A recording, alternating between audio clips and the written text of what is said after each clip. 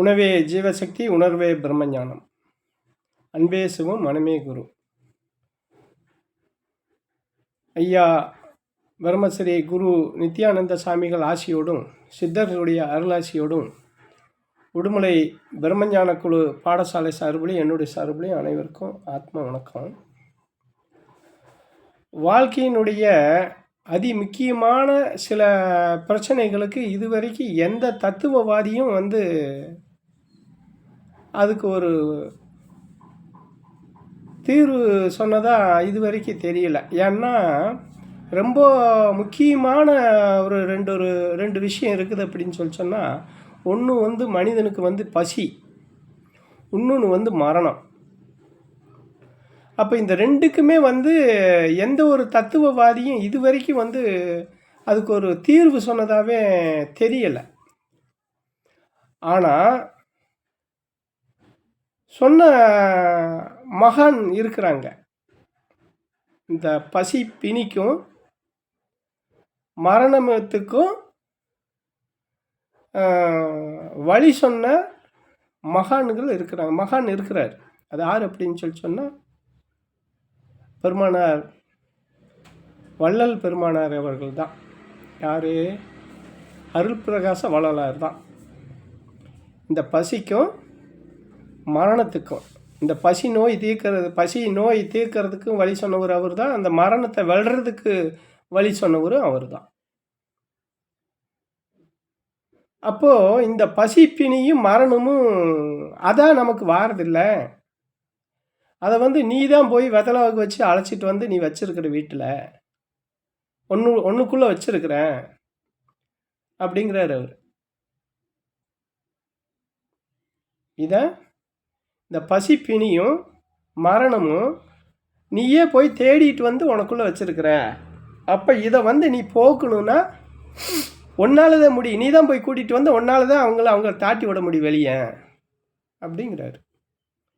அப்போ அதுக்கு அவர்கிட்ட என்ன சாமி செய்யணும்னு கேட்டால், அவர் அதுக்கு சொல்கிறாரு, நீ ஒரு ஜீவனுக்கு இறைவனால் படைக்கப்பட்ட ஜீவராசிகளுக்கு நீ உணவு கொடுத்து உதவி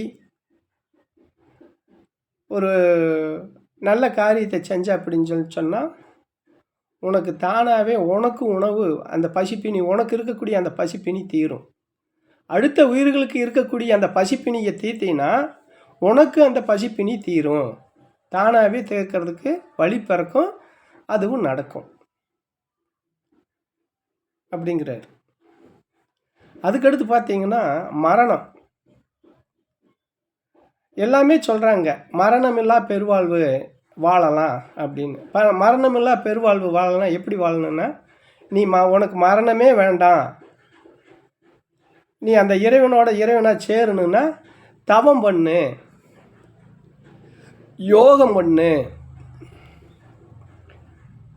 அப்படின்னு சொல்லி என்னென்னமோ எத்தனையோ வழிமுறைகளை சொல்கிறாங்க மரணமில்லா பெருவாழ்வுக்கு. ஆனால் இந்த தவமும் இந்த யோகமும் இதெல்லாம் பண்ணி யாராவது இது வரைக்கும் மரணத்தை வென்றுக்கிறாங்களான்னா ஒருத்தரும் கிடையாது. தனக்கு நோயவே வெல்ல முடியலையே, மரணத்தை யார் வென்றான்? யாருமே வெல்லலை. மரணத்தை யாருமே வெல்லலை. தனக்கு நோயை பெரிய பெரிய மகானுங்கனாலே முடியலை. காரணம் என்னென்னா, எல்லாமே உடம்பை விட்டாங்களே தவிர அந்த ஒளியாக போய் சேரலை யாரும். அந்த ஒளி தேகத்தை எடுக்க முடியல, அந்த ஞான தேகத்தை எடுக்க முடியல, அந்த பேரொளியோட போய் அருப்பெருஞ்சோதியோட சேர முடியல. ஆனால் சொல்கிறாங்க மரணமில்லா பெருவாழ்வு அப்படின்னு. அதே போல் பார்த்தீங்க அப்படின்னு சொன்னால், ஒரு உதாரணத்துக்கு பசிப்பினி ஒரு உயிருக்கு, ஒரு ஜீவனுக்கு, ஒரு இறைவனால் படைக்கப்பட்ட இந்த உலகத்தில் இருக்கிற ஜீவராசிகளுக்கு நீ அந்த பசிப்பினி அதுக்கு தீர்த்தீங்கன்னா ஓம் பசிப்பினி தீரும். அதே போல் இன்னொரு உயிரை கொல்லாமல் நீ ஜீவகாருண்யத்தை கடைப்பிடிச்சின்னா உன்னைக்கு மரணம் வராது. மற்ற ஜீவனுகளை நீ கொன்னீன்னா உனக்கு மரணம், கண்டிப்பாக உனக்கு மரணம் வரும். அப்போ இதெல்லாம் என்னென்னா, அதனால தான் அவர் சொல்கிறாரு, இதெல்லாம் வந்து நீ போய் அந்த பசிப்பினியையும் இந்த மரணத்தையும் வெத்தலை வாக்கு வச்சு அழைச்சிட்டு வந்தேன்னு சொல்கிறது, அதைத்தான் பெருமானார் நமக்கு சொல்கிறார்.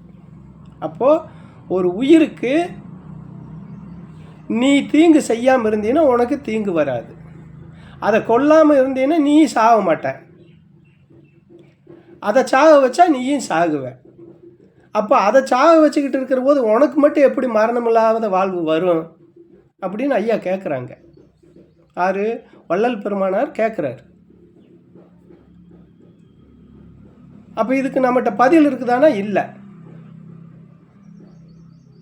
அப்போது நீ ஜீவகாரணத்தை, அதாவது ஒரு உயிரை கொல்லாமல் நீ அதுகளுக்கு வந்து எந்த தீங்கு நினைக்காம நீ இருந்தீனாலே அதுதான் தவமே தவிர, போய் மணிக்கணக்காக உட்காந்துக்கிட்டு மூச்சை பிடிச்சிக்கிட்டு உட்காந்துருக்கிறது தவம் அல்ல அப்படிங்கிறாரு பெருமானார். அப்படி நீ தவம் இருக்கணும்னா அதுக்கு எளிய வழிமுறைகள் இருக்குது. அது நான் சொல்லியிருக்கிறேன். அதன்படி நீங்கள் கடைப்பிடிச்சிங்கன்னா அதே போதும். அதனால் நீங்கள் என்ன மரணமில்லாத பெருவாழ்வுக்கு நீங்கள் போகணும்னா, இருக்கணும்னா, அந்த மரணமில்லாத பெருவாழ்வு அடையணும்னா ஜீவகாரணியத்தையும் உயிர் கொல்லாமையையும் தர்மமும் தான தர்மமும், பசி யாருக்கெல்லாம் பசியாக இருக்குது அந்த பசியை தீர்க்கக்கூடிய இடத்துல நீங்கள் இருந்து அந்த பசியை தீர்த்தீங்க அப்படின்னு உங்களால் முடிஞ்சதை. அடுத்தவன் பசியாக இருக்கிற போது நீ சாப்பிடாத, அவனை சாப்பிட வையி அப்படின்னு பெருமானார் வந்து அதுக்கு மருந்து சொல்கிறார். அதுதான் மருந்து. ஏன்னா இந்த பிரச்சனைகளை தீர்க்கறதுக்கு இந்த உலகத்தில் மருந்து இருக்குதுன்னு நான் போன வீடியோவில் கூட நான் பேசியிருந்தேன். இந்த உலகத்துலேயே அந்த மருந்து இதுதான். அடுத்த உயிரை கொல்லாமல் இருக்கிறதும் அடுத்த உயிருக்கு வந்து பசிப்பினியை தீர்க்கறதும் தான் மருந்து இந்த உலகத்தில். தவம் மருந்து கிடையாது. தவத்தினால எந்த பிரச்சனையும் நமக்கு தீராது, நம்ம கர்மா தீராது. நம்ம கர்மா தீரணும்னா தர்மம் பண்ணணும். தர்மம் பண்ணுனா மட்டும்தான் நம்ம கர்மா தீரும் அப்படிங்கிறது தான் பெருமானார் சொல்கிறாரு. அந்த வழியில் வந்து நம்ம இனிமேல் பயணம் பண்ண வேணும் அப்படிங்கிறது தான் கேட்க வேண்டியதாக இருக்குது. உங்கள் எல்லாரையும் பணிவோடு கேட்டுக்கிறேன். ஆத்ம வணக்கம்.